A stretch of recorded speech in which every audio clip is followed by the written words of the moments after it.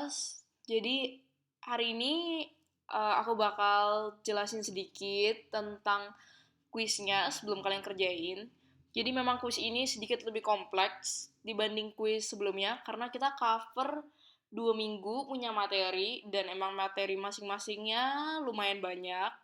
Tapi tenang aja, aku bakal guide through gimana cara kerjainnya juga.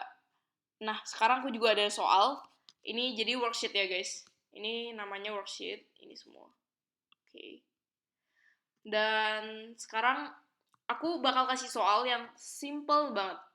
Jadi ini untuk memudahkan kalian mengerti gimana cara kerjanya. Jadi soalnya simple. The supplies at the end of the year 2000 at the end of the year is $2,000. Jadi kita pertama-tama harus lihat supplies di awal tahun tuh berapa sih? Nah, kita lihat dulu. Nih, supplies unadjusted-nya itu 9.000. Kemudian at the end of year itu jadi $2.000. Berarti secara logika berkurang 7.000 dong ya. Berarti kalau kita masukin ke adjusting entry-nya, di supplies-nya itu bakal kredit 7.000 dan di supplies expense-nya itu bakal debit 7.000. Kita harus bikin ini balance ya. Jadi harus ada debit, ada kredit. Oke. Terus kita tinggal masukin aja. Jadi ini tadi supply 9.000, kita di adjustment-nya kredit 7.000. Kemudian di supplies expense kita bakal debit 7.000. Oke, gitu aja. Kolom adjustment udah selesai. Simple banget. Sekarang kita akan masuk ke adjusted. Jadi adjusted itu ya tinggal diubah. Kalau supplies-nya 9.000 di debit awalnya, terus adjustment-nya kreditnya 7.000, maka gampang banget 2.000 di debit. Dan kalau ini kan kosong ya, nggak ada apa-apa. Ini 7.000 debit, berarti ini juga 7.000 debit. Nah, itu adjusted kelar.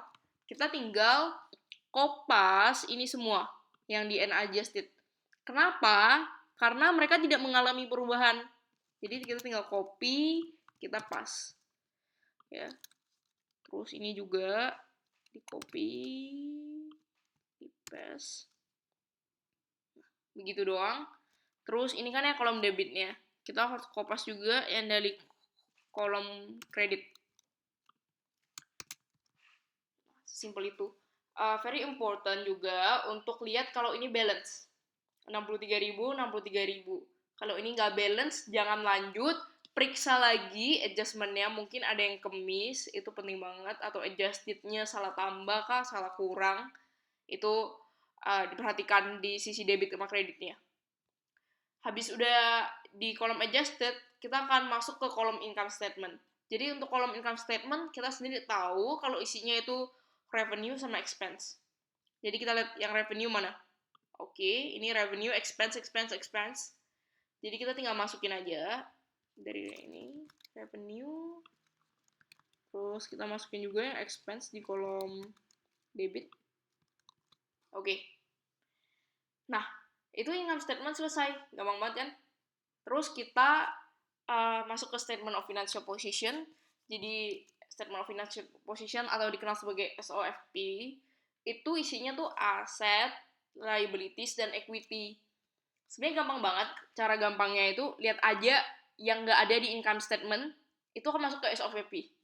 Jadi kita tinggal copy. Terus yang ini juga di copy. Dan terakhir yang ini.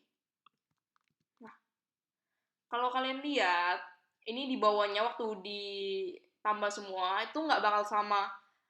Tapi itu nggak apa-apa, karena di SOFP itu, dia bukan lihat di debit sama kreditnya untuk menentukan dia balance, tapi nanti dia bakal lihat dari total aset sama total liabilities and equity. Jadi aset harus sama dengan liabilities and equity. Kalau udah gitu, dia bakal balance. Kemudian untuk income statement, dia pasti nggak balance karena ada yang namanya net income. Logik aja, ini kan sales revenue dan ini expense, berarti kan dikurangin kan nantinya, dan sisanya itu bakal masuk ke net income. Gitu aja yang worksheet. Kalau udah selesai, lanjut video yang kedua, and thank you.